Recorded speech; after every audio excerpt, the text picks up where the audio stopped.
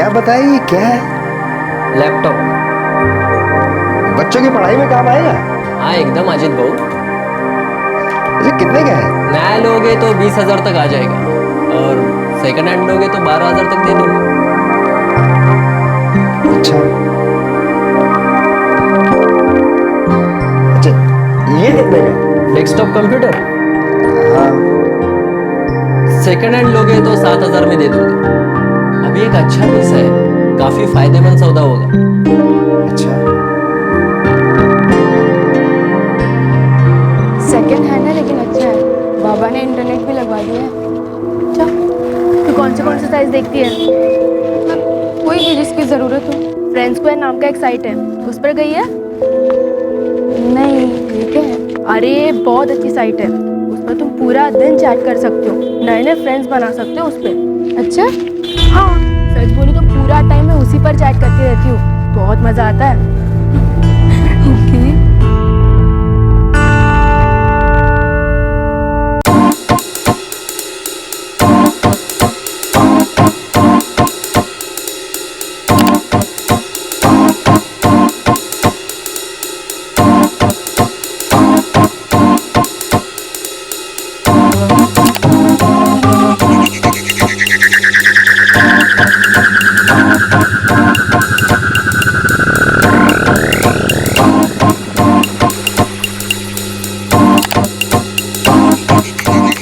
Thanks, हम दोनों बहुत अच्छे दोस्त बनेंगे।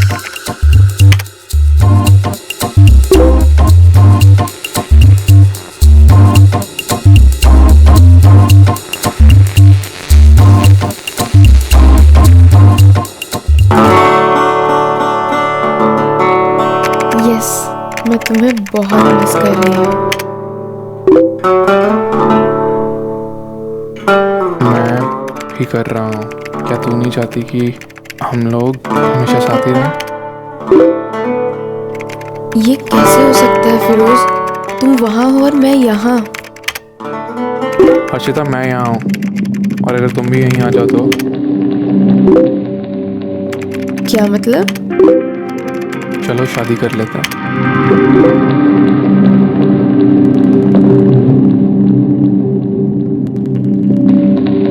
ये कैसे हो सकता है?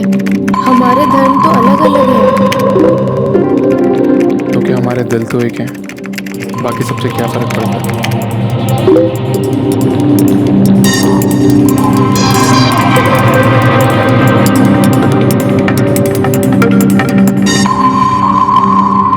हर्षिता सिर्फ 17 साल की थी और फिरोज 21 साल का था। हर्षिता ने अब तक सिर्फ फिरोज की एक तस्वीर देखी थी और उस सोशल नेटवर्किंग साइट पर उसके मैसेजेस पढ़े थे और वो दोनों एक दूसरे से पागलों की तरह प्यार करने लगे थे।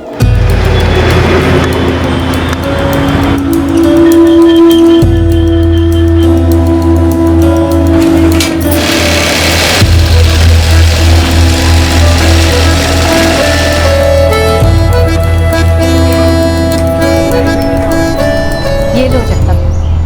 हो गए कपड़े? तुमने एडवांस के लिए बोला था ना? ये लो। सरिता दई, क्या तुम और टाइम दे पाओगी? काम ज्यादा आ रहा है ना इसलिए। मैं दोपहर 3 बजे यहाँ पाऊँगा और फिर 6 बजे मुझे वापस जाना होगा। शाम का खाना बनाना पड़ता है ना घर जाके। हर्षिता 2:45 बजे आती है क्लास से। इस साल 12वीं क्लास में। घर का काम कराकर मैं उसे परेशान नहीं करना चाहती। तो रविवार को कर पाओगी? देखती हूँ, बताती हूँ।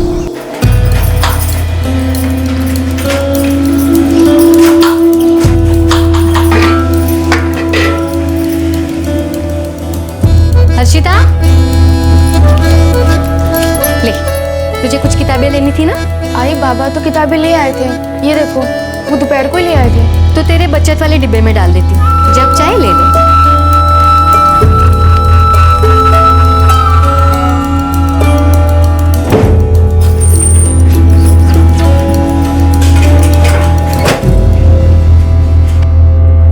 बेटा तुझे और ट्यूशन क्लास की जरूरत हो तो बोल देना बाबा को। नहीं बाबा, इतना तो काफी है। दिन भर पढ़ती ही तो रहती है ये।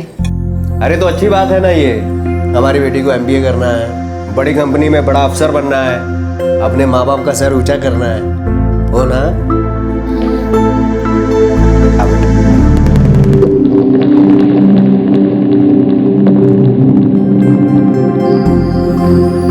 मुझे पूरी उम्मीद है हर्षिता एक दिन जरूर कामयाब होगी। सो जाइए, दिन रात सोते जागते बस यही सपना देखते हैं आप। सो जाइए।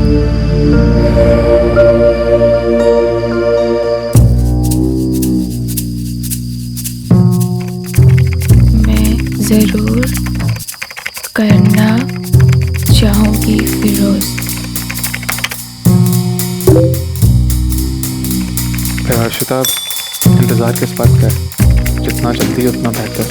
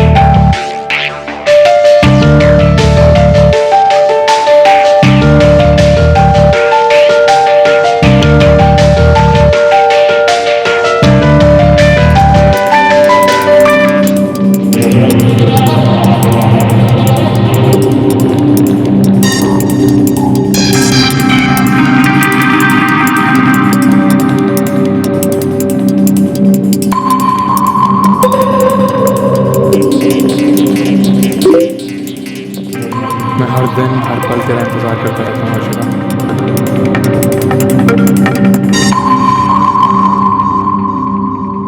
17 साल की हर्षिता को एक तरफ उसका प्यार खींच रहा था और दूसरी तरफ उसके आई बाबा का लगाव। ऐसे आई बाबा जो उसका जान से भी ज्यादा ख्याल रखते थे। वो कम से उम्र की मासूमियत, वो प्यार जिसे वो पहली बार महसूस कर रही थी, उसके लिए कोई भी फैसला लेना मुश्किल बना रहा था।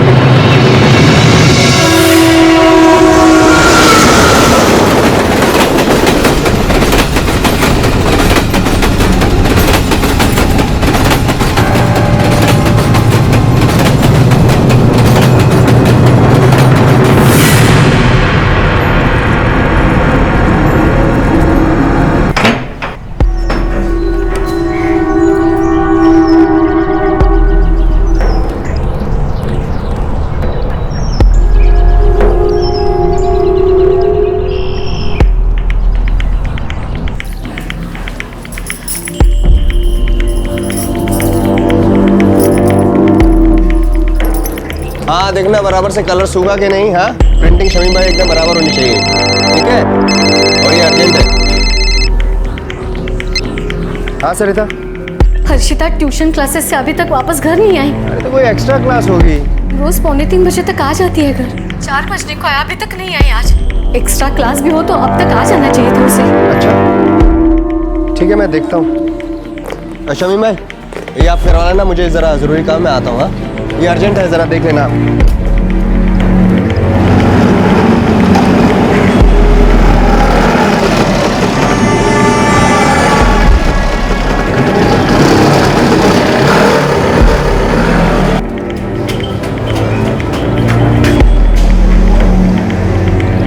हर्षिता तो क्लास में आई, लेकिन वो हर रोज 1:15 बजे तक तो आ जाती है ना? हाँ आ जाती है, लेकिन आज नहीं आई।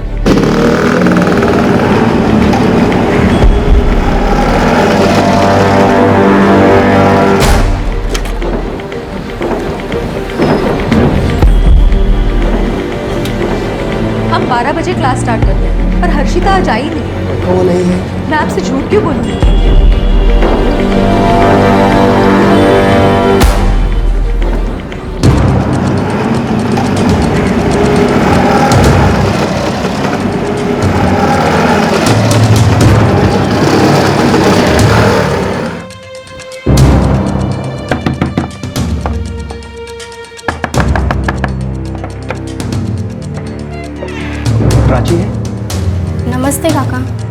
नमस्ते बेटा। तुझे पता है कि अभी हर्षिता कहाँ पर होगी?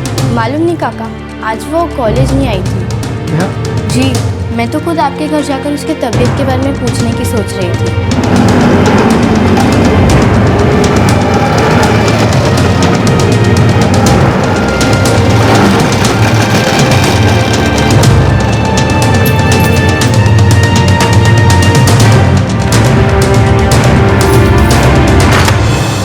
अरे मैं उसकी सब सहेली के घर पर गया पर वो कहीं नहीं मिली। सुबह कॉलेज के लिए तो निकली थी, मैंने टिफिन भी दिया था उसे। आई जाती हूँ, टिफिन बाय।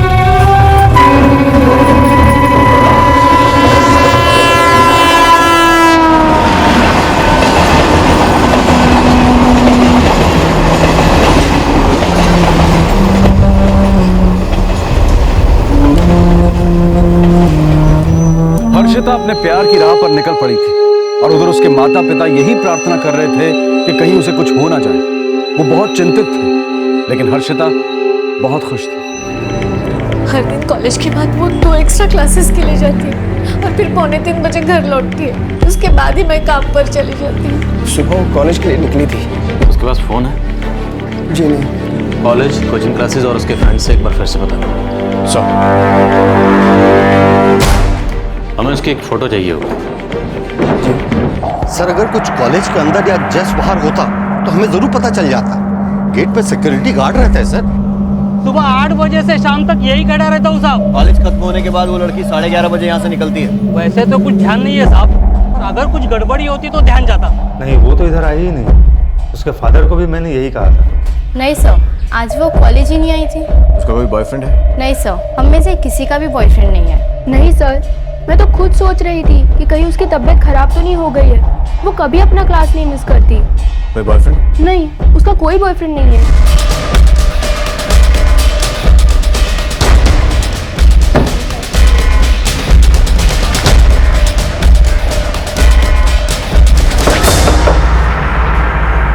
नहीं साहब, हमारे बच्चे बिल्कुल जिद्दी नहीं है। कभी किसी बात को लेकर उसने कोई जिद की हो या लड़ाई की हो? नहीं साहब, मैं फैक्ट्री में सुपरवाइजर हूँ और मेरी पत्नी भी लेडीज टेलर की दुकान में पार्ट टाइम काम करती है। साहब, हमने अपनी पूरी मेहनत से हर्षिता की हर इच्छा पूरी की है। हमारे बच्चे तो काम से काम रखने वाली लड़की है, बहुत होशियार है, MBA करना चाहती है। फिर भी याद कीजिए, कभी किसी बात को लेकर आपने उसे डांटा हो जिससे नाराज होकर वो कहीं चली गई?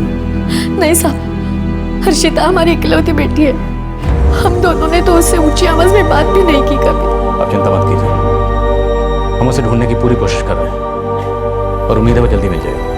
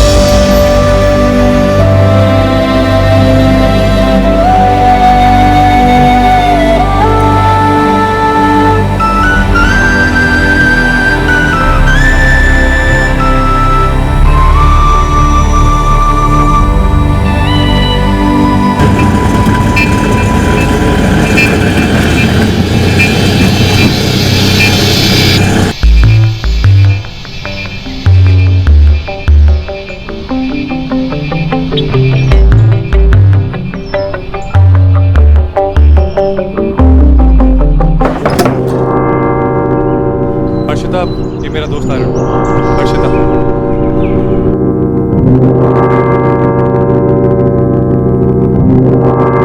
मेरे अम्मी अबू अभी थोड़े नाराज हैं, लेकिन जल्दी मान जाएंगे। 1-2 दिन में मैं अपने परिवार से तुम्हें मिलवा दूंगा। हम शादी तो करेंगे ना? हाँ बिल्कुल।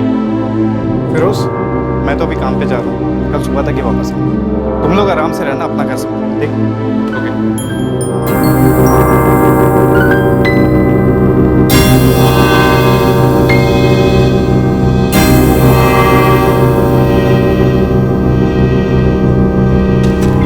सर, सभी बस स्टैंड्स और सभी रेलवे स्टेशंस पर नोटिस भेज दिया है और हर्षिता की फोटो सभी पुलिस स्टेशन में भेज दी है। सब कुछ नॉर्मल चल रहा था, कुछ गड़बड़ नहीं थी, तो अचानक गायब हो गई। सर, मैंने खबरियों को भी काम पे लगा दिया है, कहीं कोई ट्रैफिकिंग रैकेट ना हो। हर्षिता के किसी भी दोस्त को जरा भी आइडिया नहीं है कि उसका कोई बॉयफ्रेंड था भी या नहीं। उसके माँ बाप ने भी जितना बताया उसके हिसाब से बहुत ही अच्छी लड़की थी और अच्छी स्टूडेंट भी थी। सर, कहीं अपनी मर्जी से तो कहीं नहीं गई है? हाँ, लेकिन वो ऐसा क्यों करेगी?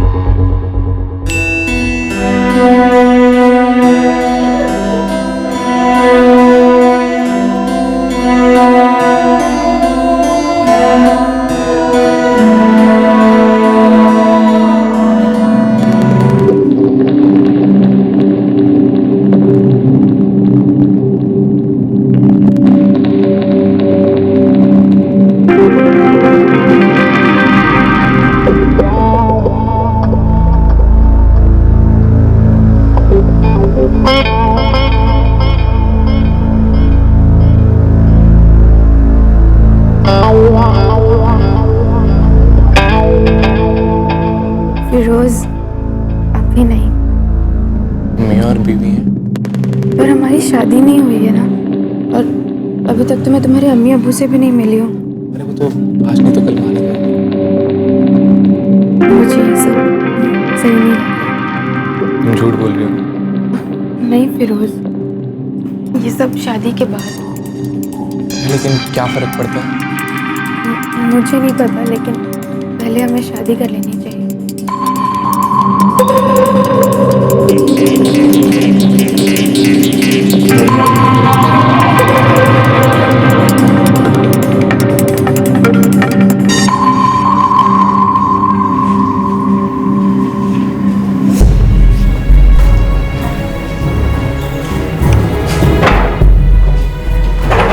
हमने सारे पुलिस स्टेशन और हर जगह नोटिस लगाया, लेकिन हर्षिता की अभी तक कोई खबर नहीं मिली। सर, वो सिर्फ 17 साल की है। मैं समझ सकता हूँ, हम उसे ढूंढने में कोई कसर नहीं छोड़ेंगे, लेकिन आप प्लीज हमें सोच के बताइए कि क्या कोई ऐसी वजह हो सकती है जिसके कारण हर्षिता खुद अपनी मर्जी से घर छोड़कर कहीं चली गई।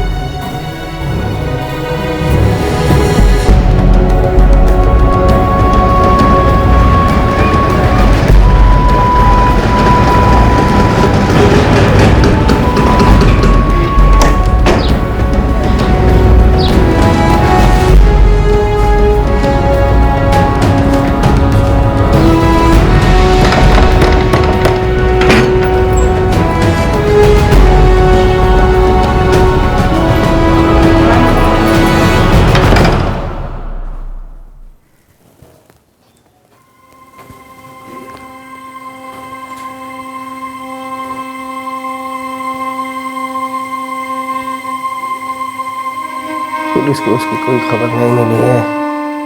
वो पूछ रहे थे कि क्या कोई ऐसी वजह है जो वो खुद ही चली जाए। मेरे बचत के डिब्बे से सारे रुपए गायब हैं। कुछ सामान निकालने के लिए मैंने अलमारी खोली तो बचत का डिब्बा खुला पड़ा था।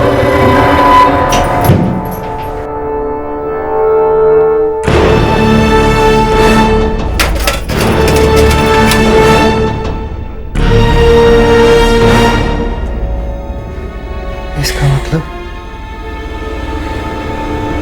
खुद ही चली गई। क्यों? लेकिन क्यों?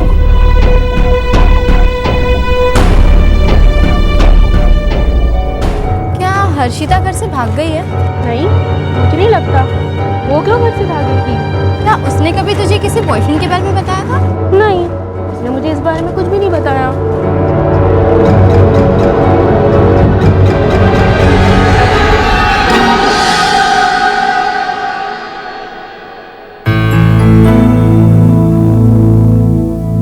फिरोज, तुम और खूबसूरत लग रही है। फिरोज, पर मैं अब तक तुम्हारे अम्मी अब्बू से मिली नहीं हूँ। मैंने तुम्हारे बारे में जिक्र किया उनसे, वो भी थोड़े गुस्से में है, पर मान जाएंगे।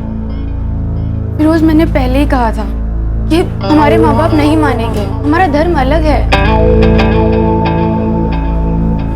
एक बार हमारी शादी हो गई ना तो वो मान ही जाएंगे। फिर वो पेरेंट्स हमारे प्यार करते हैं, और अब हमारी शादी हो गई, शौहर और बीवी हो गए हैं। अब तुम्हारे पास मुझे रोकने का कोई बहाना नहीं।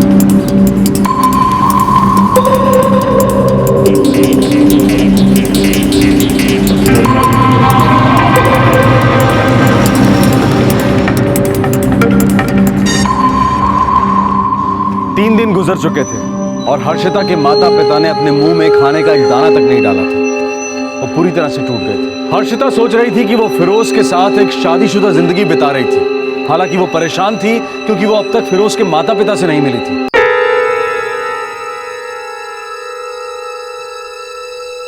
क्या हुआ?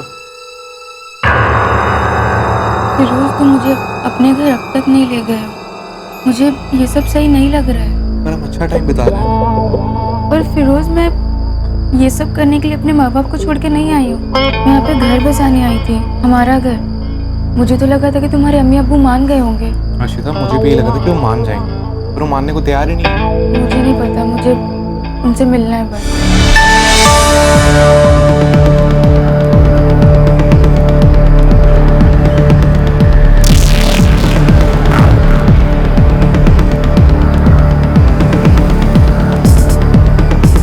सारी मस्ती का मजा किरकिरा कर रही है। तो क्या फिरोज हम हमेशा ऐसे रहेंगे?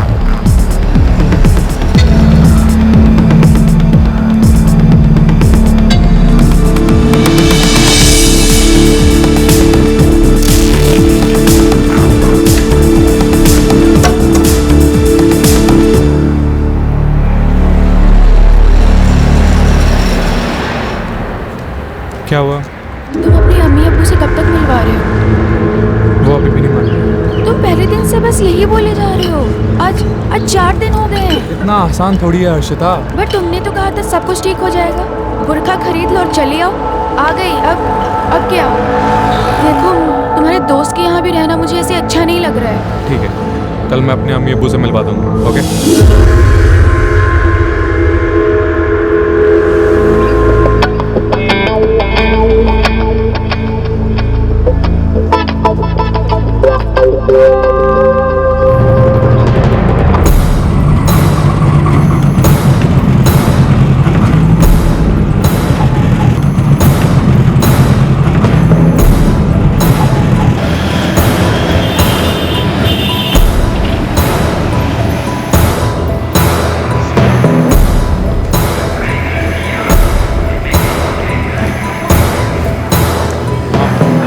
इधर बैठो, मैं टिकट लेकर आ रहा हूँ। हम कहाँ जा रहे हैं? मेरे घर ही जा रहे हैं, पर ट्रेन से जाना होगा। पास ही में है, तुम बैठो, मैं टिकट लेकर आ रहा हूँ।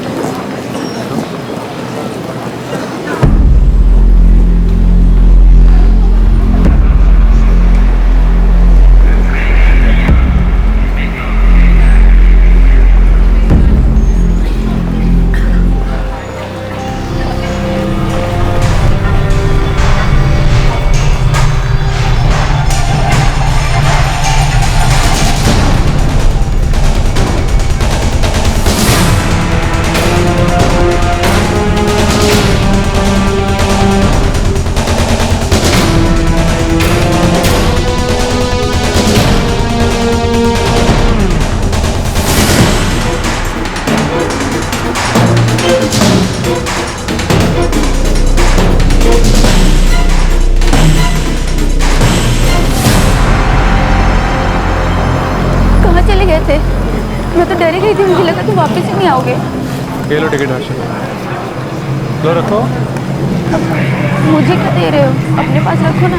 कोल्हापुर के लिए। कोल्हापुर? तुम्हारे अम्मी अब्बू कोल्हापुर में रहते हैं? मेरे नहीं, तुम्हारे रहते। तुम जाओ नहीं कि बस वापस। क्या मतलब हर्षिता हमारी शादी नहीं हो सकती। पर तुम्हारे कहने पे तो मैं यहाँ आई हूँ। हाँ तो मैं ही बोल रहा हूँ ना वापस जाने के लिए, और कोशिश भी मत करना मुझसे बात करने की। अगर जरूरत पड़ी तो खुद फोन करके बात करूँगा मैं, ठीक है? फिरोज। ओके।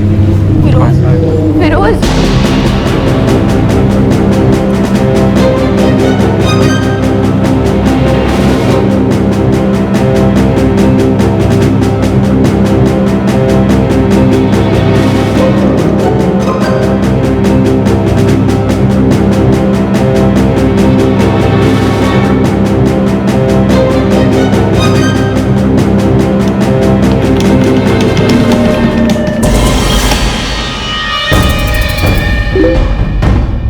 और वेट नहीं हो रहा है, मुझे बस तुम्हारे साथ रहना है।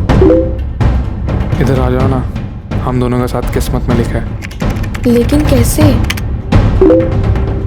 एक बुर्खा खरीदो, कॉलेज के लिए रोज की तरह निकलना, और निकलते वक्त कुछ रुपए ले सको तो साथ रख लेना। रेलवे स्टेशन चली जाना, मैं तुम्हें पुणे रेलवे स्टेशन पे मिलूंगा। कोल्हापुर से पुणे के लिए 10:30 बजे ट्रेन निकलती है। मैं तुम्हारा बेसब्री से इंतजार करूँगा।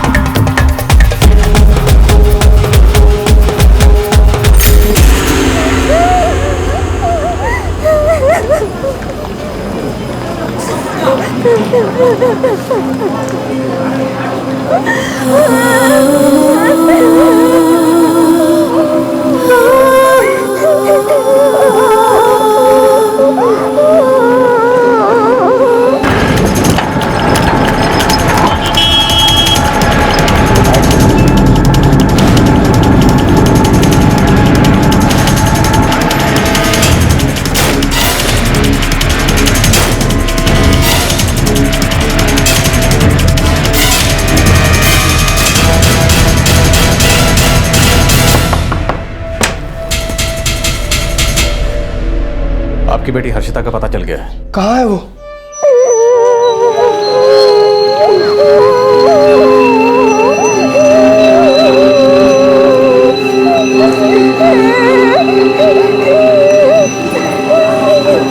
क्या हुआ? तुम रो क्यों रही हो? सब ठीक तो है ना? कहाँ जा रही हो तुम?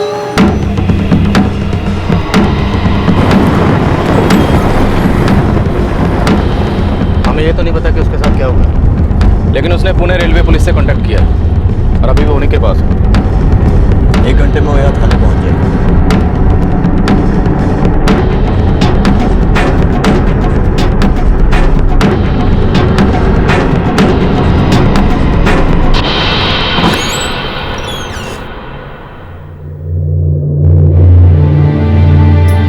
हर्षिता!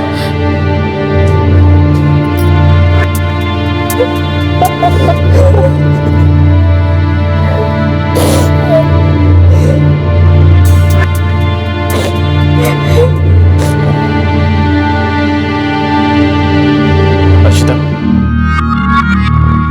क्या हुआ था तुम्हारे साथ, बताओ।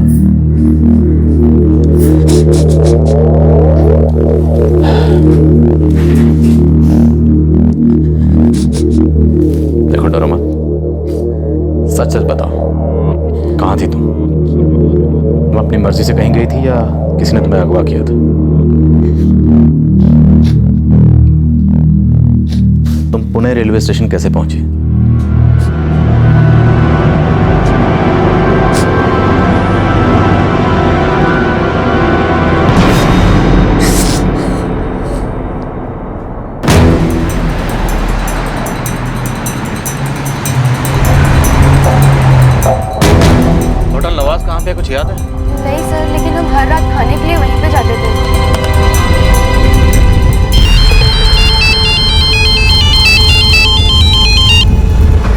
हाँ कर मर कर बोलो। सर इस फिरोज शेख का फ्रेंड्स का प्रोफाइल इनकम्प्लीट है और उसने जो फोन नंबर दिया वो भी गलत है। उसकी फ्रेंड लिस्ट में डिलीट की जा चुकी है। हम उसके पुराने इंटरेक्शंस निकलवाने की कोशिश कर रहे हैं। और होटल नवाब का क्या? सर मैंने डायरेक्टरी देखी है और बाकी सब भी चेक कर रहा हूँ, लेकिन अभी तो कुछ हाथ नहीं लगा। ऑलराइट, लेकिन कोशिश करते रहो। ठीक है हर्षिता, तुम्हें और कुछ याद है? सर उस रात जब हम खाना खाकर घर वापस जा रहे थे, एक ज्वेलरी शॉप के सामने पुलिस खड़ी थी।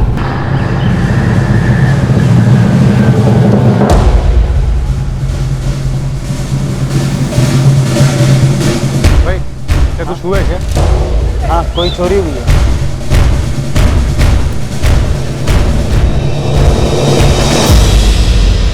और कुछ? सर और कुछ खास तो याद नहीं है। हर्षिता, ना तो तुम्हारे पास फिरोज का फोन नंबर है, ना तुम्हें उसके घर का एड्रेस पता है। कोई ऐसी बात या कोई ऐसी चीज जो हमें फिरोज तक पहुंचने में मदद करे, याद करो।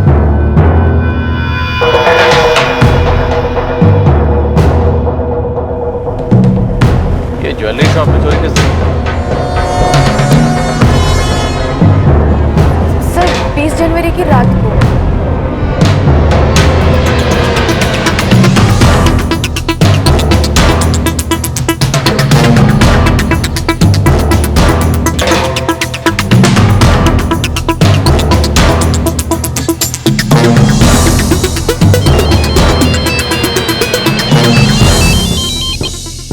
हाँ कर मर कर। सर 20 जनवरी की रात बिस्मिल्लाह चौल एरिया में कोथरूड के पास एक ज्वेलरी शॉप में चोरी का केस दर्ज किया गया था। ऑलराइट।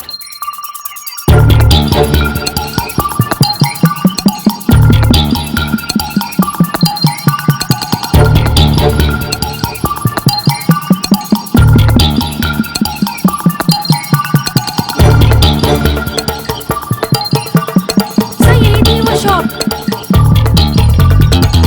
हाँ यही वाली थी।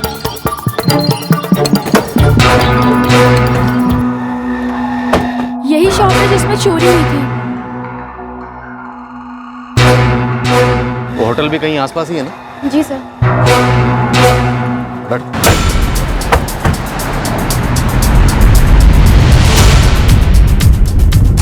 सर यही है वो होटल। सर यही है वो होटल।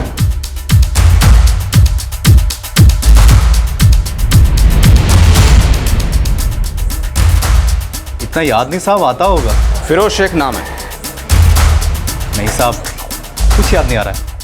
हर्षिता, तुम्हें फिरोज के उस दोस्त अरुण का घर याद है? या तुम लोग रुके थे? सर हम लोग तो हर रोज उस ज्वेलरी शॉप के वहाँ से निकलते थे और हर रोज वो खाने के लिए भी मुझे यहीं पे लाता था। और तो सर कुछ याद नहीं आ रहा। हाँ, अरुण के घर के दरवाजे का रंग लाल था। ग्राउंड फ्लोर पे था? नहीं, फर्स्ट फ्लोर पे था। हम लोग सीढ़ियों से जाते थे। चलो।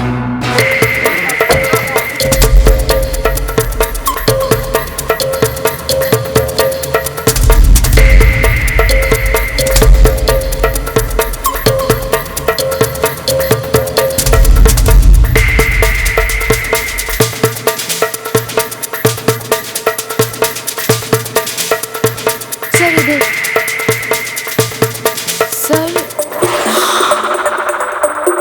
सर वो रहा अरुण का घर।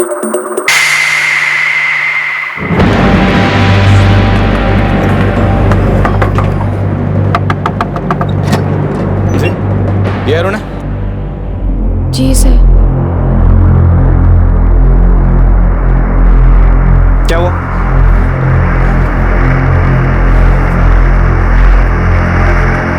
फिरोज कहाँ है? क्या बात है? फिरोज कहाँ है? सर वो अपने घर पे होगा। कहाँ उसका घर? सर मुझे कुछ नहीं पता। फिरोज ने बोला था कि ये उसकी गर्लफ्रेंड है बस।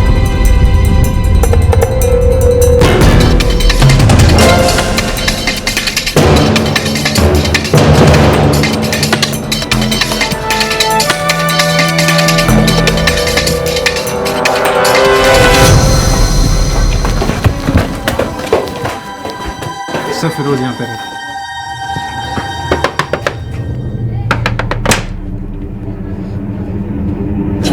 फिरोज? जी मेरा बेटा है। कहाँ है वो? अंदर है।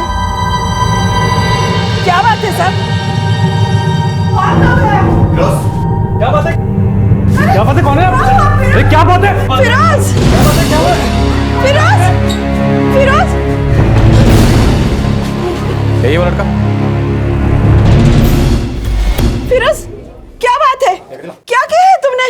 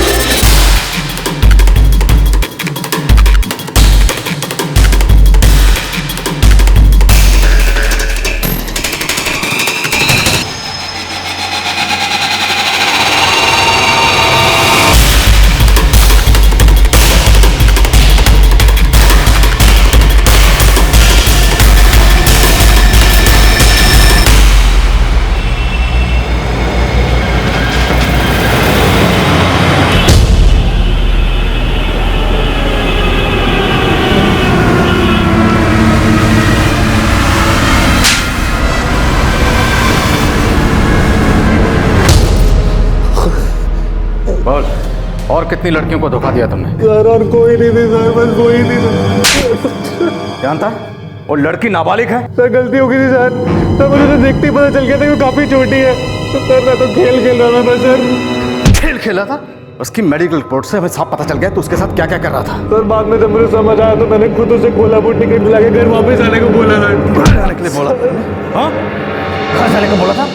तू जानता है तूने उसके साथ क्या किया है? गलती हो गई सर, गलती हो गई।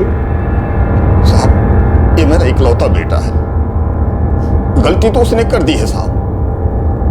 मारो उसे, जी भर के मारो, लेकिन साहब उसे छोड़ दीजिए। वो फिर ऐसा नहीं करेगा साहब, उसे माफ कर दीजिए। देखिए, अगर आप उसे छुड़ाना चाहते हैं तो एक वकील करके कोर्ट में कोशिश कर सकते हैं। मेहरबानी कीजिए साहब, उसे छोड़ दीजिए साहब, उसे छोड़ दीजिए साहब।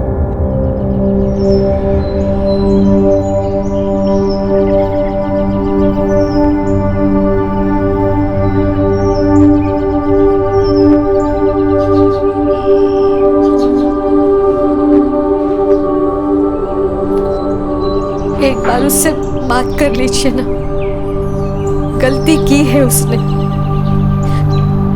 लेकिन उसका सबसे बड़ा सदमा उसी को लगा है। एक बार तो बात कर लीजिए ना।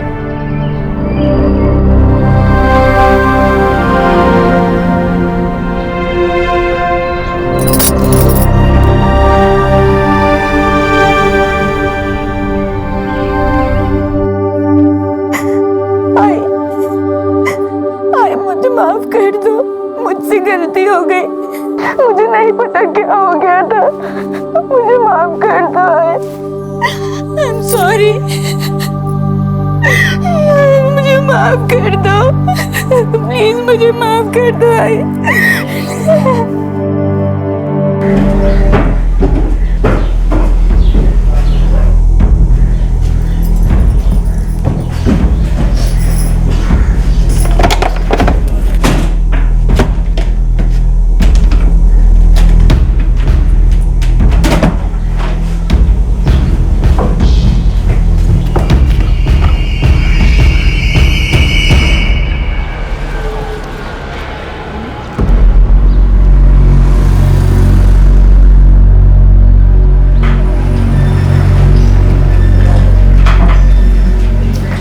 क्या हुआ अजीत को?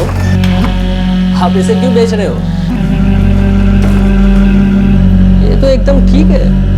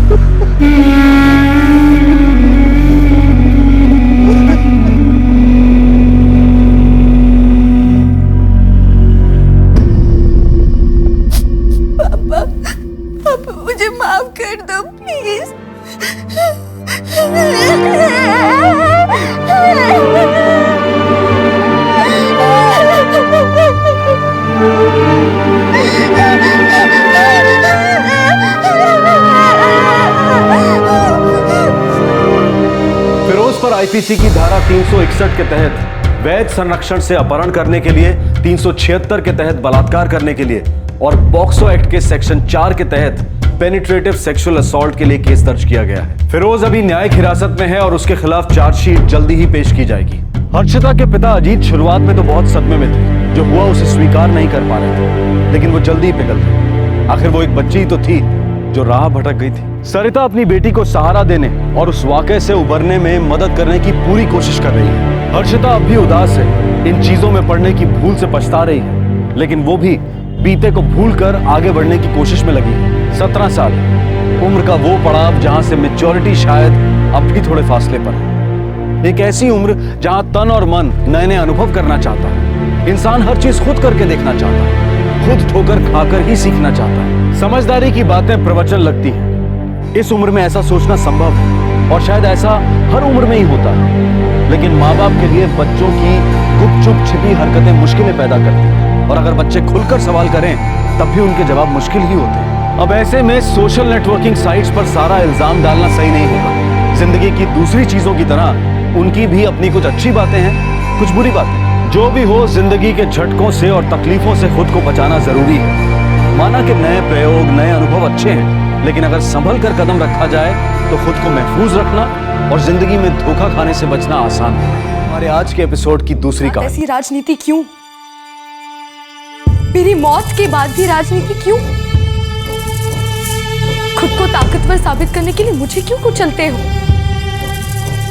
आप लोग कैसे इतनी बेशर्मी से उन गुंडों का साथ देते हो जो परंपराएं और मर्यादा के नाम पर लोगों की जान लेते हैं, जिंदगियां बर्बाद करते हैं युवाओं की, खासकर जवान लड़कियों की। क्या हमारी जिंदगी की कोई कीमत नहीं है? आप लोग बड़ा दम भरते हो कि देश की युवा शक्ति देश का भविष्य है, तो फिर क्या हम इस शक्ति का हिस्सा नहीं है? आप लोग उन लोगों की तलवे चाहते हैं जिन्होंने मेरी आवाज दबाई, जिन्होंने मेरा गला घोंटा, और फिर आप लोग दावा करते हैं बदलाव का।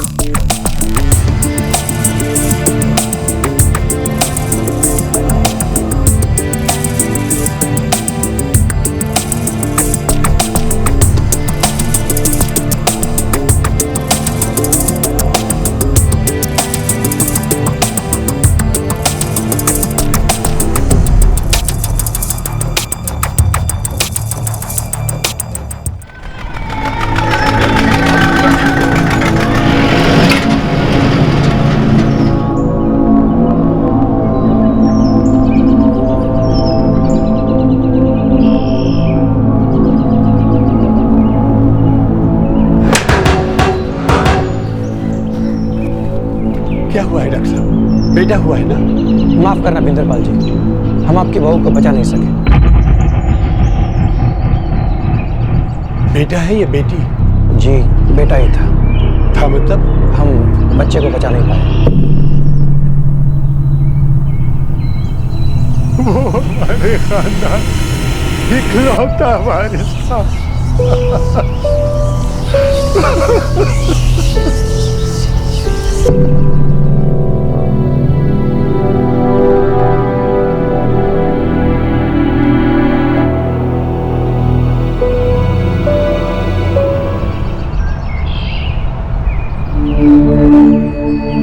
भाऊजी, खेतों पे जा रहा हूँ।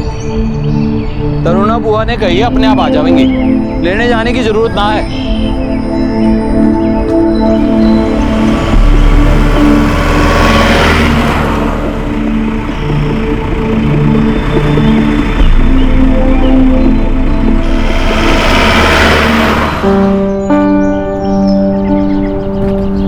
प्रणाम मामा जी। जीती रहे बेटा, जीती रहे। तू जा अंदर जाके सब्जी काट ले। हाँ, खाने की तैयारी कर, मैं अभी आती हूँ। जी।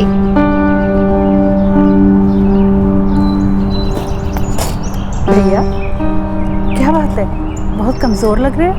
क्या करूँ तरुण, हर वक्त बस एक ही चिंता लगी रहती है। क्या कभी मेरे हुक्म को लुगाई मिलेगी? क्या कभी मैं अपने पोते की शकल देख पाऊंगा? कौन बढ़ाएगा हमारे खानदान के नाम को आगे? 27 बरस हो गए। तब से आज तक बस यही एक चिंता है जो खाई जा रही है। भगवान पर भरोसा रखो भैया, ऐसी चिंता करोगे तो बीमार पड़ जाओगे। रुक रुक, खुदाई तेरे को यहाँ से यहाँ करनी है, और तू भी समझ ले किस तरह करना है।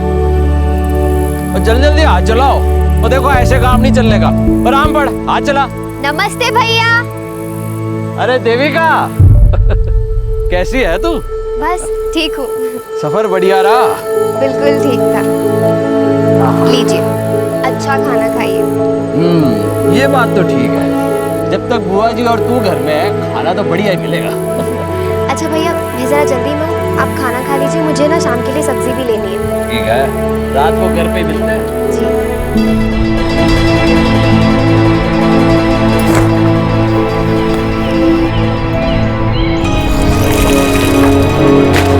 अरे सुन। जी? तू बिंदरपाल जी की भांजी है ना? हाँ। उनकी छोटी बहन तरुणा की बेटी? जी हाँ। क्या नाम है तेरा? देविका। तो मेरा अंदाजा सही निकला, तू बड़ी होकर और भी सुंदर गई है।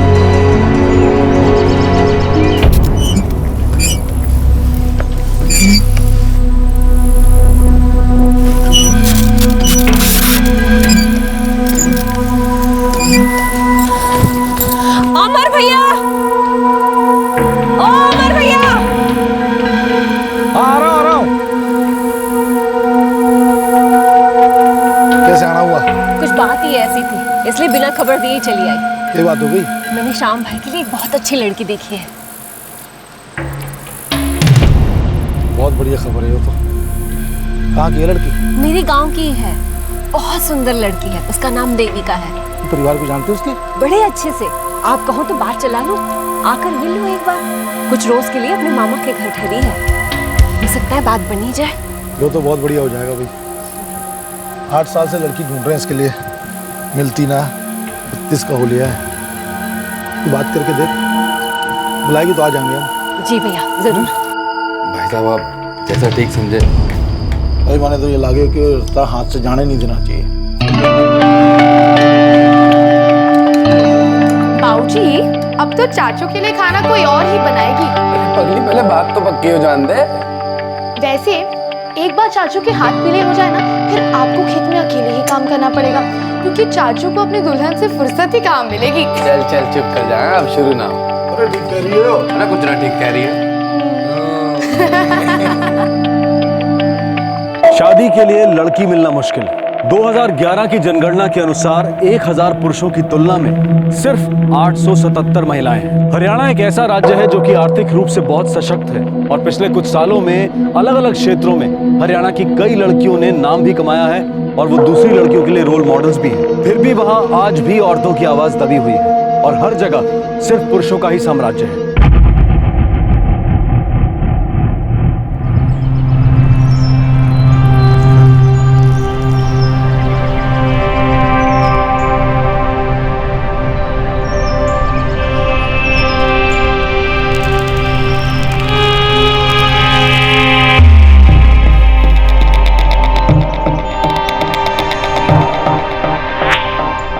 बेटा, सबके हाथ में चाय दे।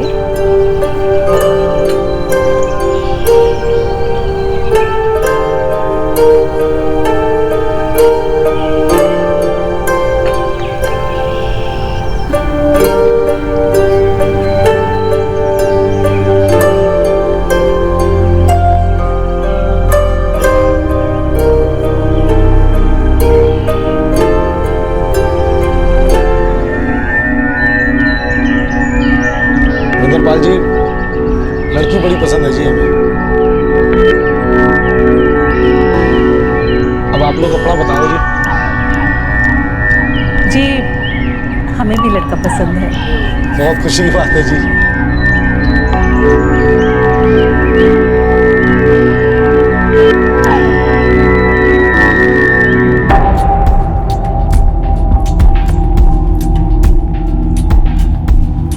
सही कह रहे हैं आप भैया, बिल्कुल सही।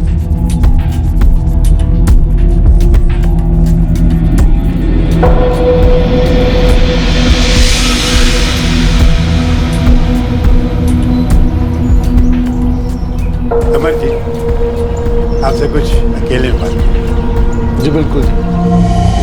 अब लड़की तो दे ही रहे हैं, लेन देन की बात भी कर ली जाए।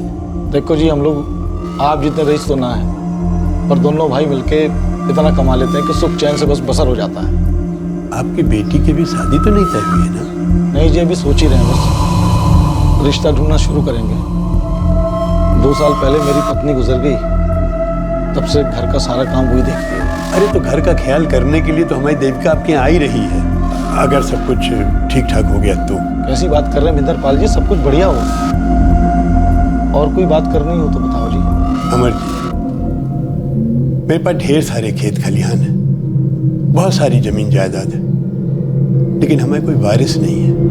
मेरे बेटे हुक्म की पत्नी बरसों पहले गुजर गई और उसके साथ ही उसके बच्चे की भी मौत हो गई। तब से हमने बहुत कोशिश की, लेकिन उसके लिए कोई लुगाई नहीं ढूंढ पाया। आप अगर राजी हो तो अड्डा सड्डा कर लेते हैं। मेरी बेटी देविका को आप रख लो और अपनी बेटी स्मृति हमें दे दो। मेरे बेटे हुक्म का घर बस जाएगा।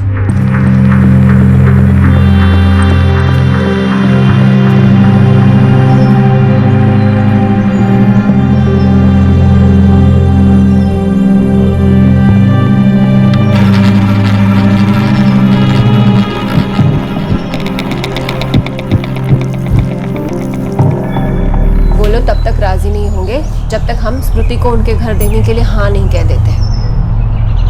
अट्टा सट्टा कर लेते हैं, स्मृति भी अच्छे घर चली जाएगी, इसका भी ब्याह हो लेगा। हाँ, ये ठीक रहेगा। सरपंच जी से भी बात कर लेते हैं, पंचों की भी सलाह लेना जरूरी है।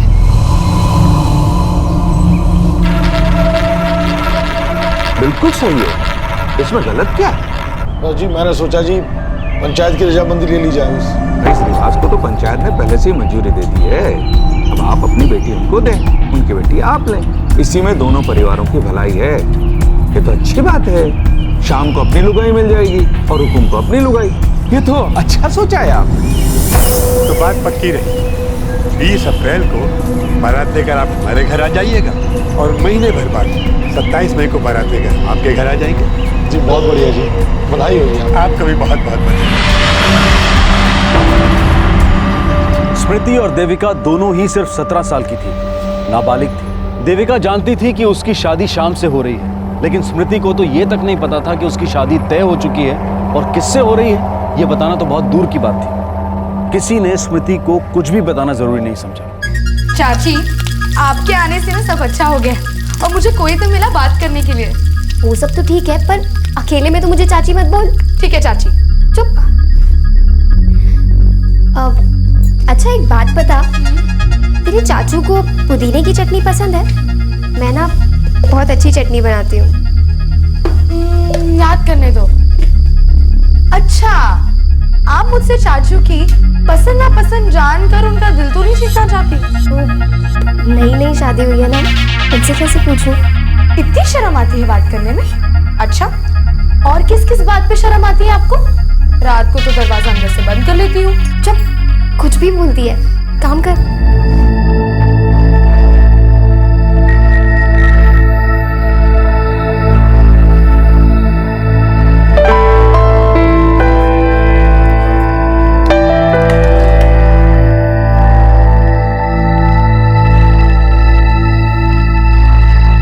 चाचू, आप ये पुदीने की चटनी चखिए ना, चाची ने खास आपके लिए बनाई है।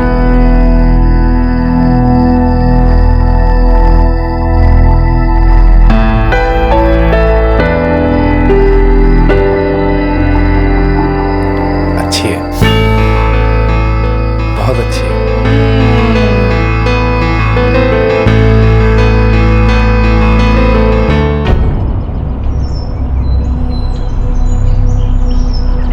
अगले हफ्ते ला दूंगा, चिंता ना कर। अरे बहू, स्मृति को बुलाओ जरा। बिटिया को बता देते हैं कि उसकी शादी होने वाली है।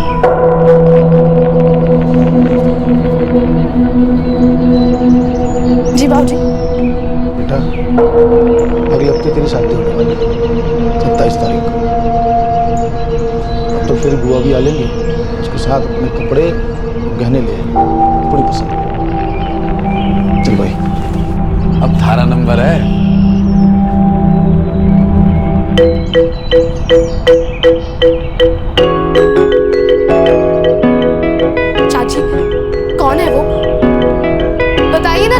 कौन है वो? चाचू ने जरूर आपको अकेले में बताया होगा, बताइए ना। उसका नाम नहीं बताऊंगी।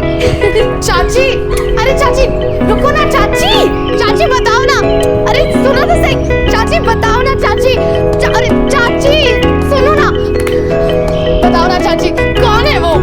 सच बताओ? मुझे नहीं पता। चाची बताओ ना कौन है वो, कैसा दिखता है, कहाँ से है? सच्ची पापा मुझे नहीं पता, पर हाँ जो भी हो तू उसके घर जाने की तैयारी कर ले।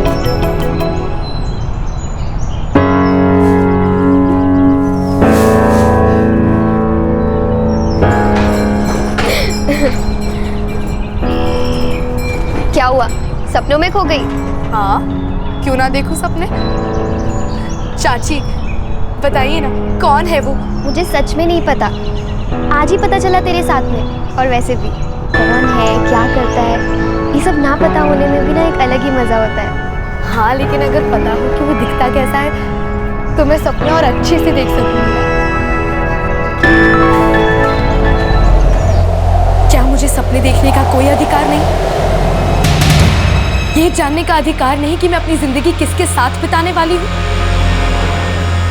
इतना भी अधिकार नहीं कि वो जो कोई भी है उसे देखकर मैं शादी के लिए हाँ या ना कर सकूं? मुझे सिर्फ आदेश दिया गया कि मुझे ये शादी करनी पड़ेगी। मैंने ज्यादा पढ़ाई नहीं की, ज्यादा स्कूल नहीं गई, बड़ी हुई तब से यही सुनती आई कि एक दिन माँ बाबूजी कोई अच्छा घर ढूंढकर मेरी शादी करवा देंगे और मेरे लिए लड़का वही ढूंढेंगे। लेकिन एक ऐसा लड़का जो मुझसे 33 साल बड़ा है, क्यों? नहीं, इधर लगवाना ना ऊपर। मुकेश इनको लगवा के फटाक से पहले, जल्दी जल्दी, टाइम नहीं है फिर। हेलो पकड़ो भाई, क्या कह रहा था, बारात थोड़ी देर में पहुंच जाएगी। अच्छा इंतजाम करवा पाटे। हाँ जीजा जी। अरे भाई आ लिए। हाँ, कैसे हैं आप? बढ़िया एकदम। जीजा जी, अब दूल्हा कौन है? हुकुम चौधरी। हुकुम चौधरी अपनी देविका है ना, उसका मेरा भाई है। अच्छा, लेकिन ये शादी का अचानक से तय कर लिया, पहले बताया भी नहीं। अब जल्दी जल्दी में हो गया कुलदीप जी। अरे ये जल्दी करो, अरे क्या कर रही हो, बारात आ गई, जल्दी करो। बहुत सुंदर लग रही है, चलो जल्दी करो, जल्दी करो। क्या हुआ, धड़कनें तेज हो रही है ना? बहुत ज्यादा, ऐसा लगता है मुझे दिल का दौरा पड़ जाएगा। चुप, कुछ भी बोलती है।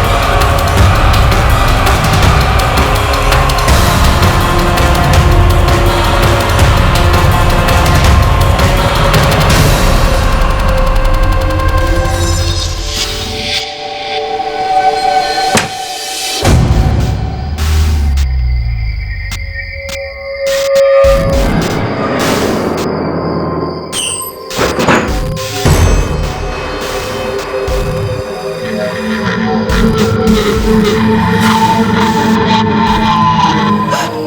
ये सब क्यों कर रहे हैं? मुझे बहुत दर्द होता है। अरे नया नया है इसलिए दर्द हो रहा है, इसको झेलना सीख ले। हाँ?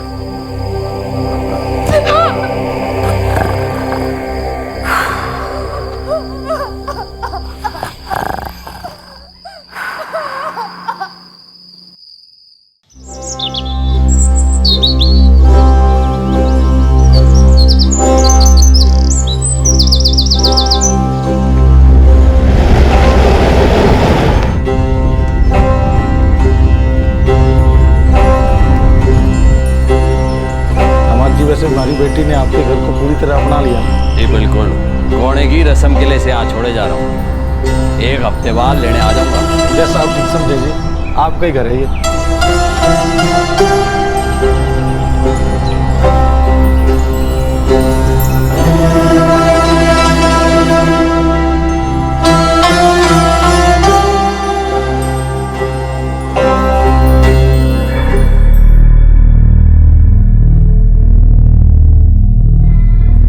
कसम स्मृति, मुझे नहीं पता था कि तेरी शादी हुकुम भाई साहब के साथ हो रही है। उन्हें मेरी कोई परवाह नहीं है। उन्होंने पिछले हफ्ते हर रात मेरे साथ जबरदस्ती की। मुझे बहुत दर्द होता है, लेकिन उन्हें कोई फर्क नहीं पड़ता।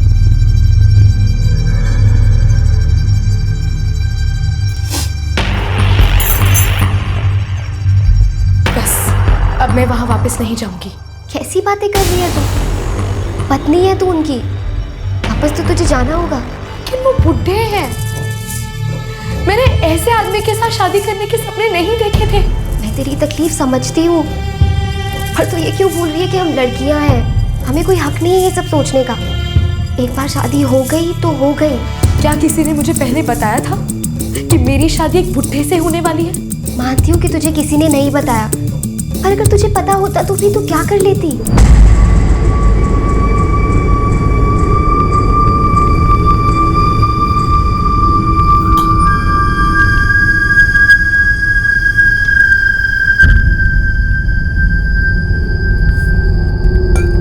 बेटा कुछ तो है ना दूंगा।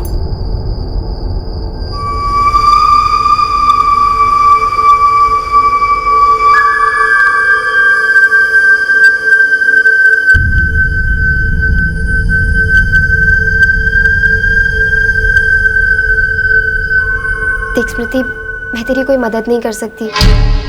तुझे हुकुम भाई साहब के पास वापस जाना ही पड़ेगा। लेकिन मैं वहां वापस नहीं जा सकती। मैं उस आदमी के साथ नहीं रह सकती। तू समझती क्यों नहीं है? मेरे हाथ में कुछ नहीं है। मुझसे कोई उम्मीद मत रखना।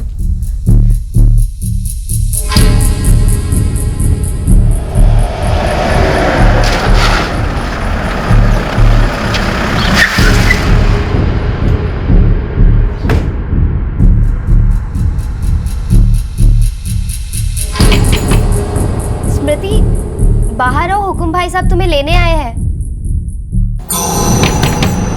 स्मृति, दरवाजा खोलो, हुकुम भाई साहब लेने आए हैं। स्मृति, तुम सुन रही हो ना? स्मृति, सुनिए, आप जरा 2 मिनट के लिए अंदर आइए ना। क्या बात होगी?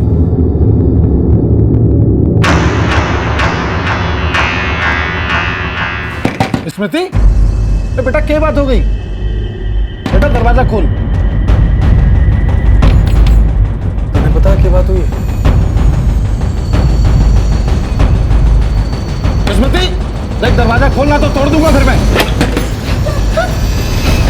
बेटा क्या बात हो गई? बाबूजी,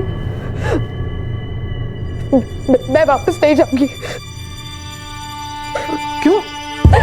वो मुझसे उम्र में कितने बड़े हैं। वो हर रात मुझसे जबरदस्ती करते। तेरे पति हैं वो। मुझे इतने बूढ़े पति नहीं चाहिए। वो हर रात मेरे साथ जबरदस्ती करते। मुझे इतना दर्द होता है, मुझसे वो सब बर्दाश्त नहीं होता। कौन? तेरे पति हैं वो। जो मर्जी में आएगा करेंगे। अब तेरा काम है सर झुका के उसकी सारी बात मानना, समझ गई? चल। मेरी जगह छोड़ो, छोड़िए। चाची। स्मृति, क्या कर रही है तू? स्मृति, स्मृति, देख दरवाजा खोलना तो मुझसे बुरा कोई ना होगा फिर। स्मृति, स्मृति, तू ऐसा ना कर सकती है। तेरे अपने पति के घर जाना होगा। स्मृति, स्मृति, दरवाजा खोल। स्मृति, देख ज्यादा नाटक मत कर रहे तो खादू दे दूंगा तेरी मैं। खोल दरवाजा। स्मृति, क्या नौटंकी चले? कुछ नहीं दामाद जी, बच्ची है थोड़ा डर गई थी बस। मैं उनके साथ नहीं जाऊंगी। उनसे कह दीजिए कि अपनी उम्र की कोई दूसरी बीवी ढूंढ ले। यो लड़की हमारी बेइज्जती करे। ना दामाद जी, ऐसी बात ना है जी। दामाद जी, माफ कर दीजिए हम लोग को। कल कैसे भी करके इसे मैं आपके घर पहुंचा दूंगा। यो ठीक ना है, वो हमारी पत्नी है। मैं माफी मांगता हूँ दामाद जी आपसे। कल तक कैसे भी करके वो आपके घर तक पहुंच जाएगी।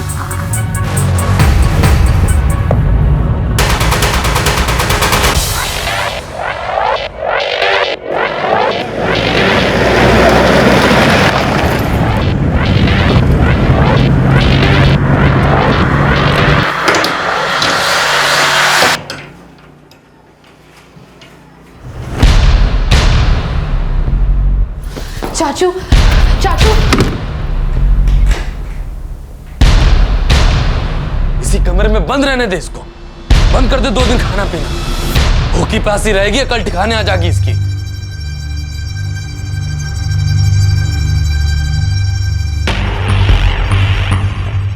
कल तक राह देखते हैं, और अगर कल भी घर वापस नहीं आई तो फिर हम ही कोई कदम उठाएंगे।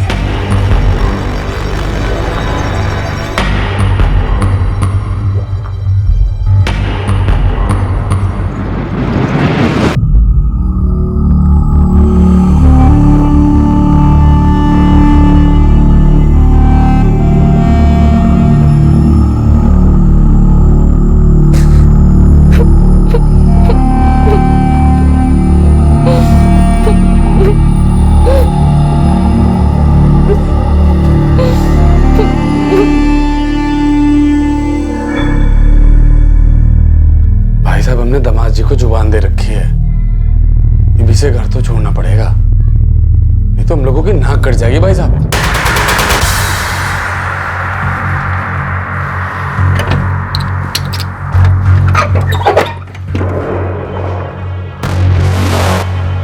स्मृति, बेटा देख दरवाजा खोल दे। बेटा मैंने तेरी सारी बात समझ में आ गई है। स्मृति बेटा देख, कल मेरा माथा गर्म था बेटा, उससे मैं पता नहीं क्या क्या कह गया तुझसे, मुझे माफ कर दे बेटा। भूख भी लगी होगी ना तने, तो कुछ ना बोलूंगा, खोल दे बेटा। स्मृति बेटा, तो कुछ ना बोलूंगा, खोल दे बेटा।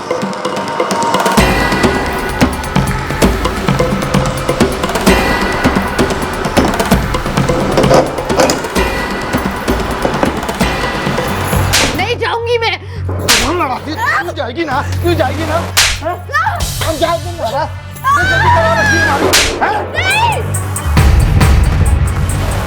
भाई साहब जो भी हो उसकी परवाह करने की कोई जरूरत ना है, उसको उसके ससुराल तो भेजना ही पड़ेगा।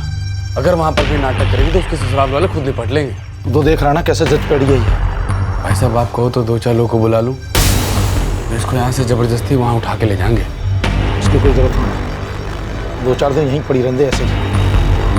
भूख लगेगी ना अपने आप समझ जाएगी। चल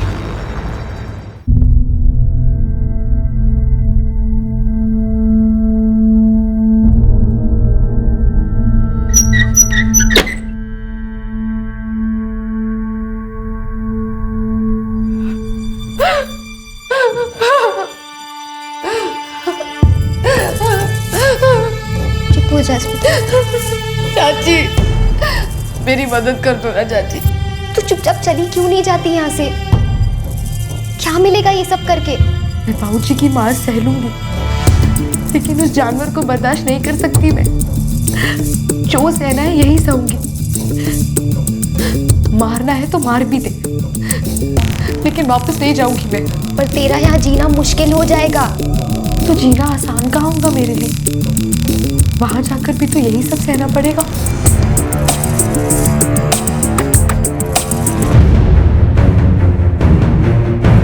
अमर और उसका परिवार तो आपके रिश्तेदार हैं गुलाब जी। इससे क्या होता है? रिश्ता अपनी जगह है, सब गवाह हैं, हमारे सामने शादी हुई। अब स्मृति हुकुम की पत्नी है। तरवाड़ ये लड़की तो मानने को तैयार ना है।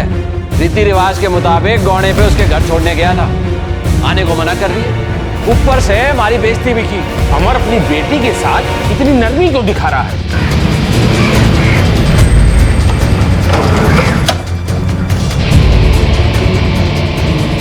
राम राम जी। राम राम। यो कौन कह रहा है बेटी के साथ नरमी बरत रहे हम? तो अब तक उसे घसीट के भिंदरपाल जी के घर क्यों नहीं लेकर गए? अब हमने बहुत कोशिश की, बात करने की भी बहुत कोशिश की, पर वो मान ही नहीं रही है। अब वैसा ही होगा जैसा आप लोग कह रहे हैं। घसीट करके उसको उसके ससुराल ले जाएंगे हम लोग। नहीं, ऐसा मत करो। बात करो उससे, समझाओ उसको। वो अपनी मर्जी से वहां जानी चाहिए। मुझे लगता है बात करने से उसको अकल आ जाएगी। और अगर ऐसा नहीं हुआ तो फिर देखेंगे क्या करना है। अरे इतना वक्त देने की क्या जरूरत है? सबकी रजामंदी से शादी हुई है। वो कोई पत्नी अपने पति से ऐसे बात करे है? मुझे वो लड़की मेरे घर में चाहिए। मेरे घर की बहू है वो। मैंने अपने घर की लड़की देविका अमर के घर दी थी, इस समझौते के साथ कि इनके घर की लड़की मेरी बहू बन करके आएगी। अरे जवाब दिया इन्होंने, तो मेरे पीछे क्यों हट रहे हैं? अगर स्मृति मेरे घर नहीं आई तो हम देविका को वापस ले आएंगे।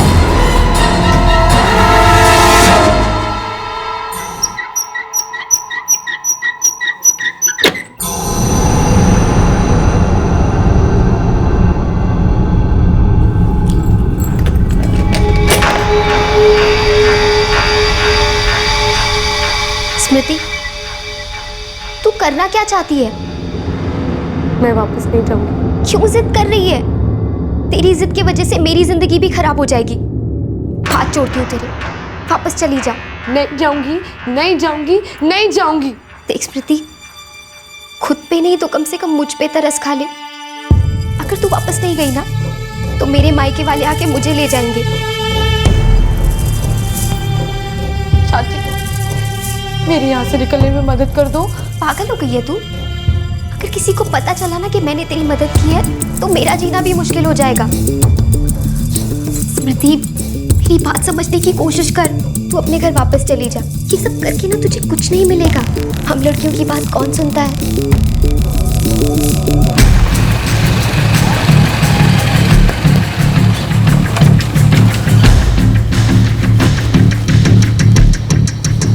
क्या हुआ जीजा जी?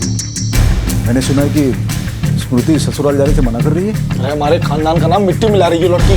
कहाँ है वो? मैं बात करता हूँ उससे।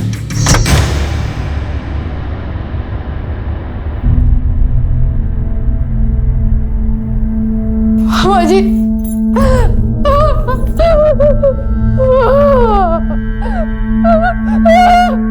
चुप हो जा बेटा, चुप हो जा। मामा जी, मेरी मदद कीजिए। मामा जी, मुझे बचा लीजिए। मैं तुम्हारी मदद कैसे करूं बेटा? तेरे बाबूजी मेरी बात नहीं मानेंगे। मुझे वापस नहीं जाना। देख बेटा, इन लोगों के लिए ये घर की इज्जत का, मान मर्यादा का सवाल है। मुझे खुद शादी के दिन दूल्हे को देख के धक्का लगा था, पर मैं चुप हो गया क्योंकि मुझे पता है ये लोग मेरी बात नहीं मानेंगे। बाबा जी, मुझे यहाँ से नहीं चलो। बाबा जी, मुझे यहाँ नहीं रहना है। मुझे नहीं चलो। चुप हो, मेरी बात मान ले, भरोसा रख। मैं कुछ करता हूँ। तू अपने पति के घर चले जा। देख देख, वहां पे तेरी मदद करना मेरे लिए आसान होगा। लेकिन मामा जी, वो लोग मुझे मार डालेंगे। कान खोल के सुन लो, ये हमारा घर है। और आप बीच में टांग अड़ाओगे तो कतई बर्दाश्त ना करेंगे हम। 17 साल की बच्ची है, नाबालिग है अभी।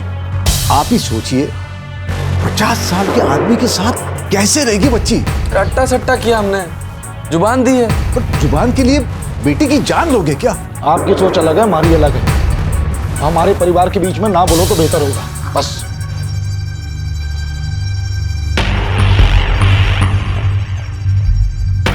मैं अपनी जुबान देता हूं जी, अपनी बेटी को कल तक का वक्त। राजी हुई तो ठीक, ना तो घसीट के हुकुम जी के दरवाजे पे ले जाऊंगा मैं। यही सही होगा। इतने दिन बीत गए, लड़की ससुराल जाने को तैयार ही नहीं। आसपास की कच्ची उम्र की लड़कियां देखेगी तो क्या सीखेगी? औरतों को इतना जिद्दी होना ठीक नहीं है। उसकी जिद के सामने हम सब झुक गए तो बाकी की लड़कियों के दिमाग खराब हो जाएंगे। लड़कियां हैं ही कितनी लड़कियां, ज्यादातर को तो घर में ही मार दिया जाता है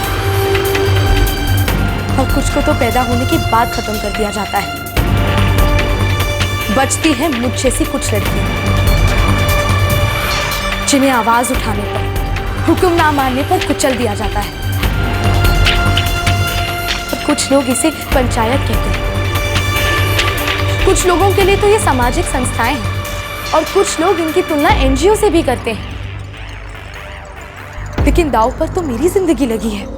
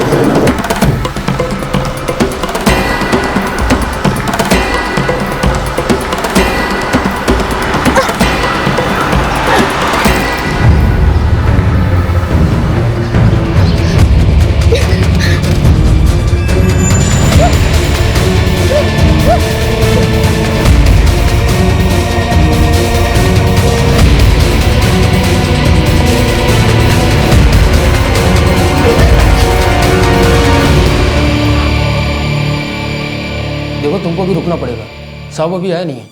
साहब मेरी मदद कीजिए साहब, अगर देर होगी वो लोग मुझे मार डालेंगे। साहब मेरी मदद कीजिए। देखो तुम यहाँ बैठ जाओ, मैं साहब को बुलाता हूँ। अभी अभी तो सुबह हुई, चलो बैठ जाओ।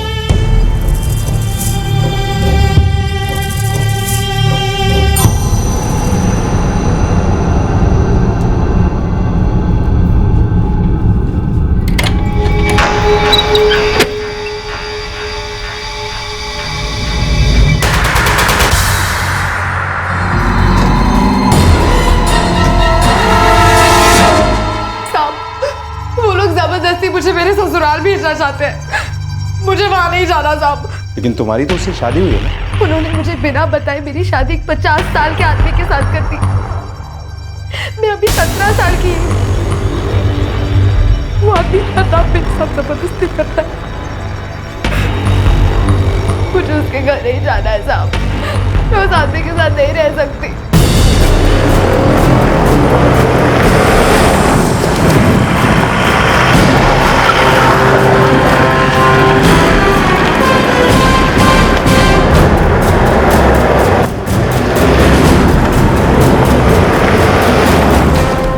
ठीक है बेटा, हम तुम्हारी सुरक्षा की जिम्मेदारी लेंगे, पर क्या कोई ऐसी जगह है जहाँ जाकर तुम रह सको?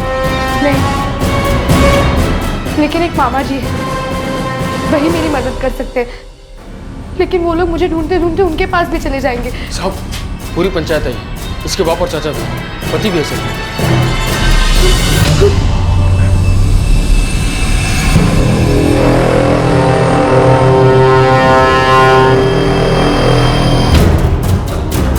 देखिए मैंने कहा रुक जाइए, कोई आगे नहीं बढ़ेगा। देखिए जयसिंह जी, ये ग्राम पंचायत का मामला है, आप इससे दूर रहो। और यो हमारी बेटी है, यो हमारी बीवी है। मैं इस आदमी के साथ नहीं जाऊंगी। आप लोग लड़की पे जबरदस्ती नहीं कर सकते। कोई जोर जबरदस्ती नहीं कर रहा इंस्पेक्टर साहब। उसके बाबूजी से बातचीत हुई थी, रिश्ता पक्का हुआ था, बाकायदा शादी हुई थी और सभी पंच गवाह हैं। लेकिन मुझे किसी ने नहीं बताया था कि मेरी शादी एक बुड्ढे से होने वाली है। नो मेरी बेटी है और इससे कैसे निपटना मैं देख लूंगा। एक बात समझ लो, इस मामले में पुलिस ना ही आए तो अच्छा है। ये गांव की इज्जत का सवाल है और मेरी इज्जत का भी सवाल है।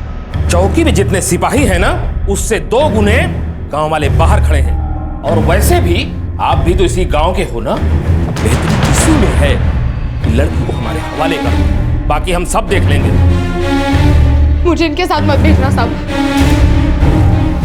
मेरी बात अब इनके साथ चले जाओ। अब ये जो भी कह रहे हैं मान जाओ। साहब ये लोग मुझे मार लेंगे साहब। कोई कुछ नहीं करेगा, मैं और ज्यादा फोर्स भी करूँगा। अभी तुम इनके साथ जाओ।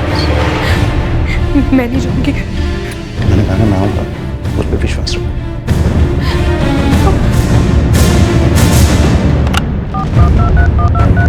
सर एसएचओ जैसे सर, मुझे और ज्यादा फोर्स की जरूरत है। गांव में एक लड़की की जान को खतरा है सर। गांव वाले और पंच कुछ भी कर सकते हैं।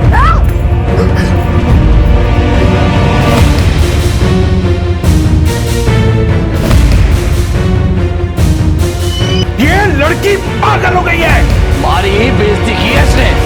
गांव की हर लड़की इसकी तरह बोलने लगेगी। मैंने खुशी खुशी अपनी बेटी इनको दी थी, ये सोच के कि मेरे बेटे का घर बस जाएगा, मुझे मेरा वारिस मिलेगा।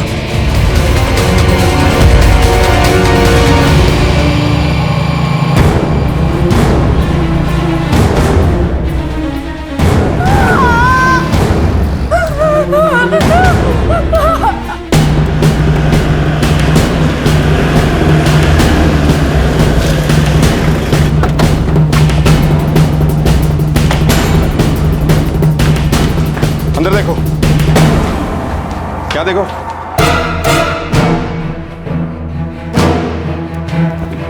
सर वो लोग यहाँ नहीं। साहब मुझे लगता है उन्होंने स्मृति के साथ कुछ कर दिया है।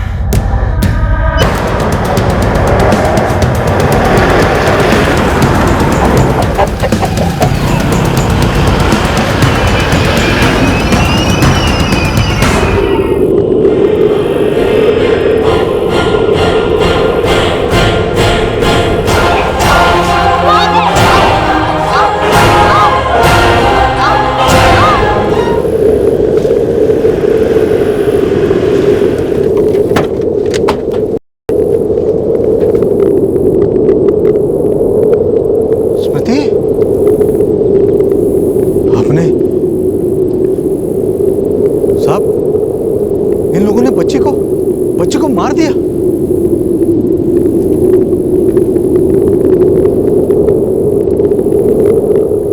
आपने अपनी बेटी को मार डाला? किसी ने नहीं मारा इसे, सब इसके कर्मों का फल है। और ये कोई जुर्म नहीं है, हमारे गांव की मान मर्यादा की रक्षा है, गांव की इज्जत की रक्षा है। और इज्जत से बड़ा कुछ ना है, किसी की जान बिना।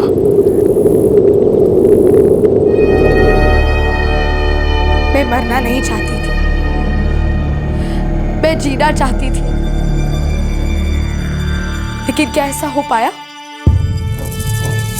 किसी को कोई फर्क पड़ा?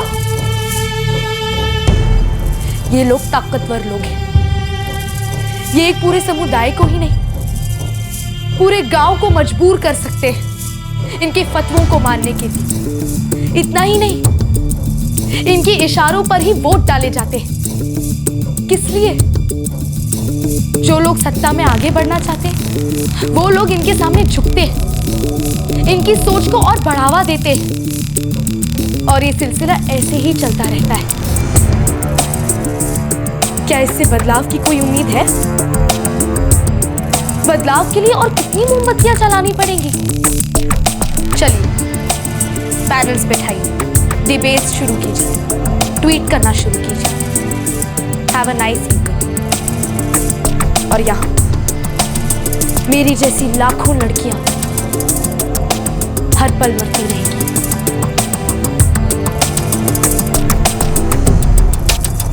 स्मृति के पिता अमर और चाचा श्याम दोनों को हत्या के लिए आईपीसी की धारा 302, आपराधिक षड्यंत्र के लिए धारा 120B और कॉमन इंटेंशन के लिए धारा 34 के तहत गिरफ्तार किया गया है। स्मृति के मामा कुलदीप वो इकलौते इंसान हैं जो पुलिस के सामने बयान देने आए। पोस्टमार्टम रिपोर्ट से साबित हो गया है कि स्मृति की मौत गला घोटने से हुई थी।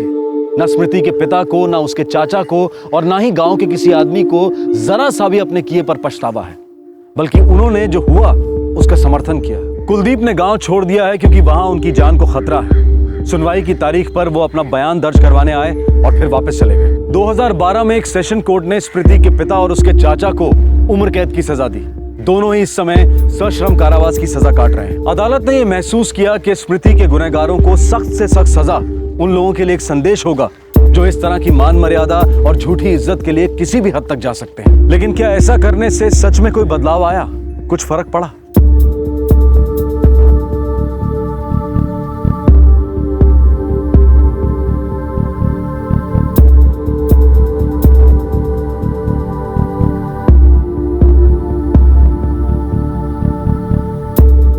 आपसे फिर मुलाकात होगी क्राइम पेट्रोल दस्तक में एक और नए केस के साथ। तब तक अपना ख्याल रखें, सुरक्षित रहें और ये जरूर सोचें कि हम कानून को इतना मजबूत कैसे बना सकते हैं कि जुर्म होने से पहले ही उसे रोका जा सके। सोचिएगा जरूर। जय हिंद। इस तरह के और भी एपिसोड देखने के लिए हमारे चैनल को सब्सक्राइब करें और बेल आइकन दबाना ना भूलें।